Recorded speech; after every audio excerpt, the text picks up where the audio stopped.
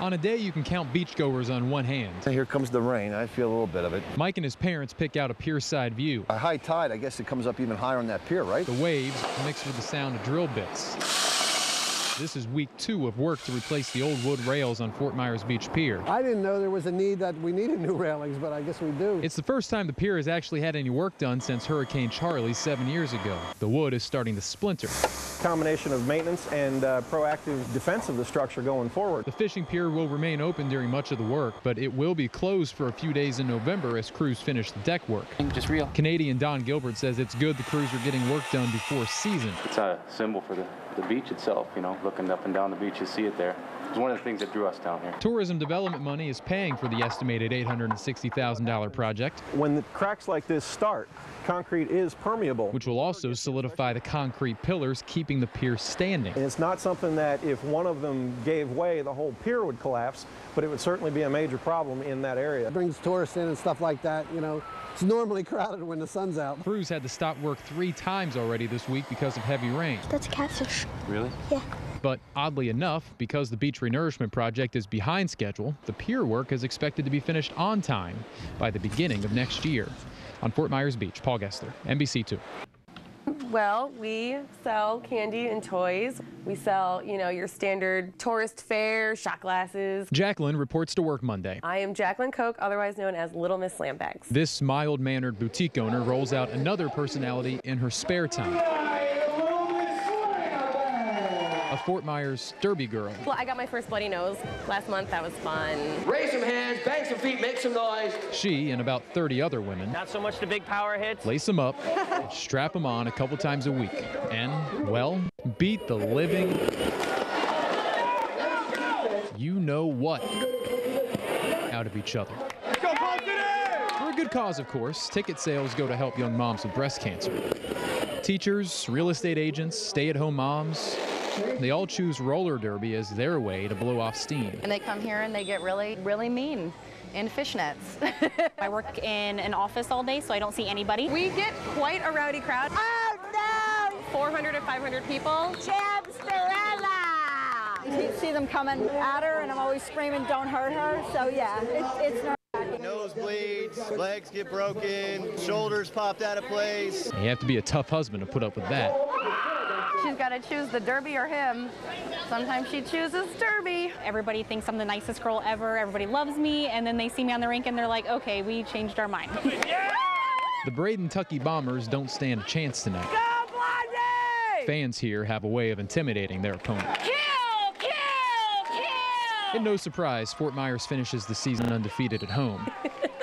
Jacqueline will have to shelf her alter ego for a few months until next season comes. In Lee County, Paul Gessler, ABC 7. We put you there so you could have friends to play with. 9-year-old Alan wasn't dealt a perfect hand in life. Isn't that awful? The 5th grader at Kingsway Elementary in Port Charlotte lives with his grandparents. I don't know why you like Thundercats. It's awesome. The courts asked them to take Alan in when he was just 15 months old. He'll be 10 soon. Can't wait to be double-digit finally. No, I'm not going to be a kid anymore. That's you, huh? That's when you were born. When the 2 towers got hit. Yeah. Kingsway classmate Jason McCall shares a birthday. 8 o'clock that morning. September 11th, 2001. Yeah, that was the day he was born. A dark day in humanity springs humanity. He was born when the first tower was hit. He's the good of that day. Eventually. There's New York City. He has a right to his life, and if we bring the other in on it, it spoils it. We talk about the day that it happened, but not another birthday. Alan has the typical impatience of a kid awaiting a birthday. It just seems like every day takes forever and ever and ever. But recognizes his is different from others. Because so many people died, and it wasn't really their fault at all. My first birthday. Your first birthday. Look at the mess. Jason McCall has a tougher time. And Sarah. He's autistic, has epilepsy. He's here for a reason. He may not know just how much joy him being here has brought so many. I honestly believe that God makes sure that something happy happens when there's a tragedy, and he's living proof. You don't want to build into him, my birthday was a bad thing. It wasn't for him. Sunday will be a day mourned by most. Exactly. 8 pounds. But celebrated by others. In Charlotte County, Paul Gessler, NBC2. People might say Jimmy Brantley is nuts. He is.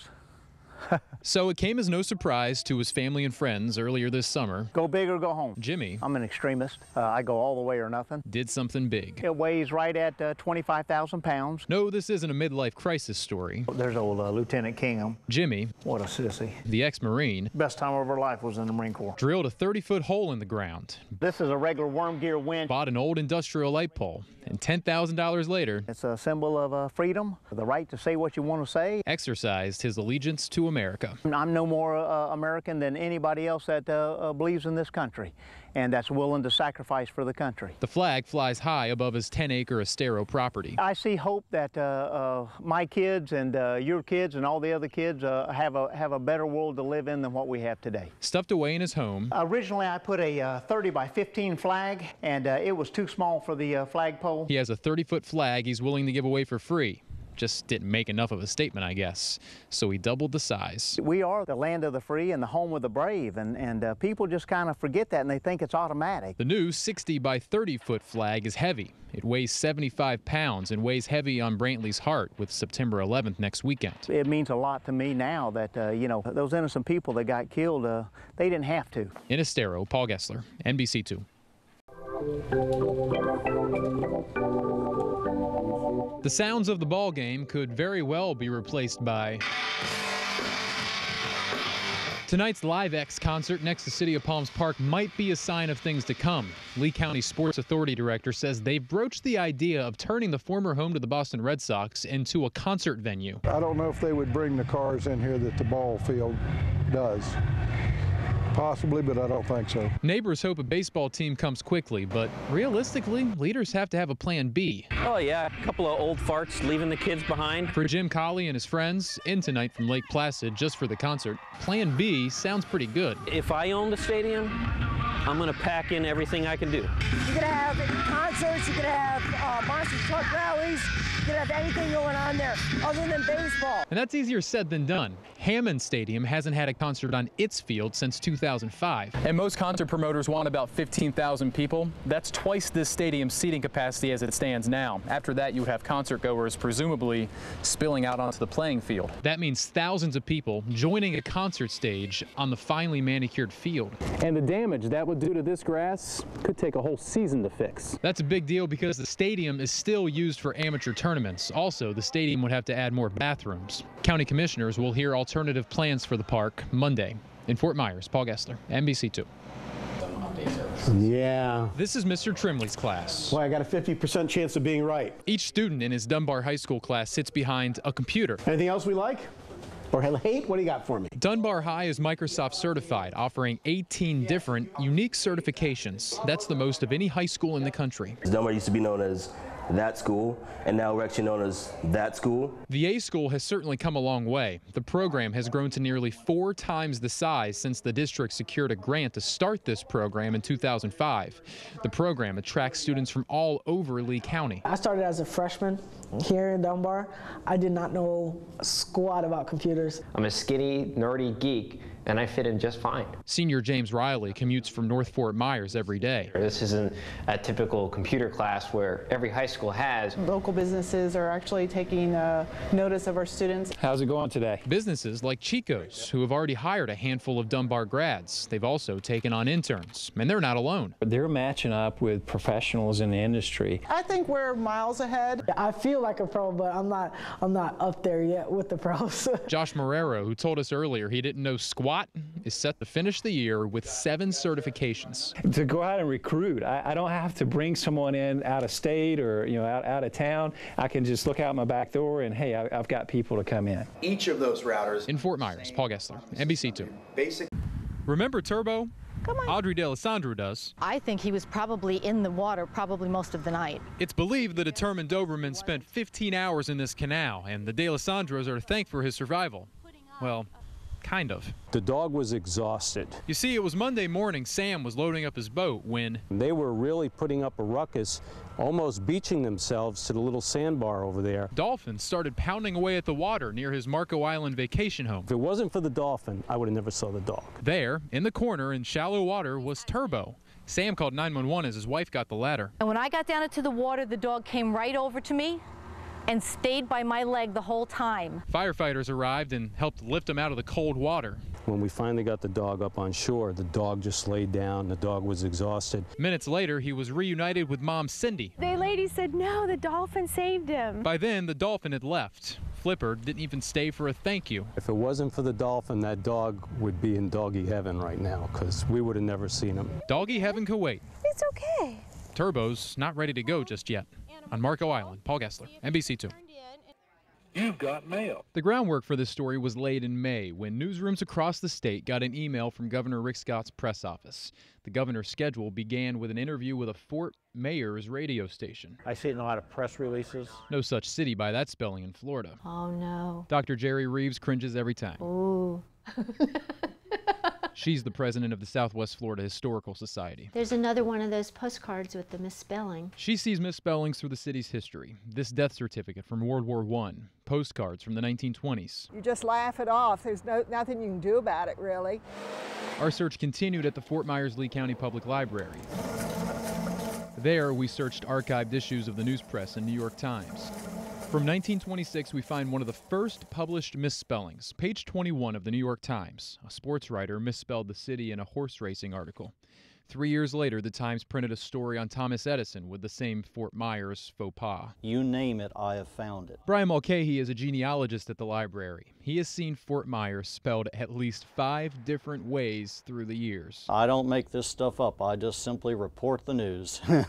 We even found a flub in this book, The Orchid Thief, published by Random House. We assume this error made it past an army of editors.